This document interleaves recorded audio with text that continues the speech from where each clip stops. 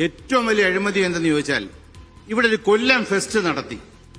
കൊല്ലം ഫെസ്റ്റിന് വെള്ള കുതിരയെ കൊണ്ടുവന്നു മൈസൂരിൽ നിന്ന്. കൊണ്ടുവന്നത് മോട്ടോർ ബൈക്കിലാ.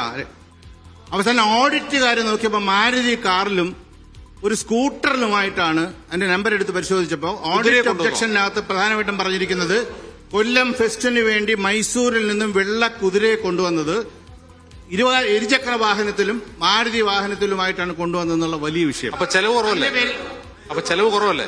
അല്ല എന്തായാലും ഒരു കാര്യം അവിടെയാണ് അതിന്റെ പ്രധാന വിഷയം. അതിന്റെ ഏറ്റവും പ്രധാനപ്പെട്ട വിഷയം എത്ര ലക്ഷക്കണക്കിന് രൂപയാണ് അത്തരത്തിൽ എഴുതിയെടുത്ത്. ഒരു കുതിര എന്തായാലും സ്കൂട്ടറിനകത്ത് കയറത്തില്ല, മാരുതി വാഹനത്തിനകത്ത് കയറത്തില്ല. അപ്പൊ കൊണ്ടുവന്നിട്ട് തന്നെ ഇല്ല എന്നതായിരിക്കും ചിലപ്പം.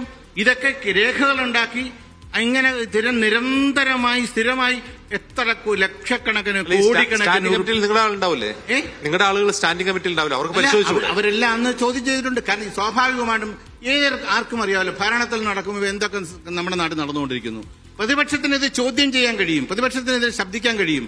പക്ഷെ ഇതൊക്കെ ചെയ്യേണ്ടതും ചെയ്തുകൊണ്ടിരിക്കുന്നതും ഭരണ വിഭാഗമായിരിക്കും, ഭരണകക്ഷികളായിരിക്കുമല്ലോ ഇത് ചെയ്യുന്നത്. അവർക്ക് ചെയ്യാൻ കഴിയുന്ന വ്യക്തമായ ഭൂരിപക്ഷം കിട്ടുന്നു.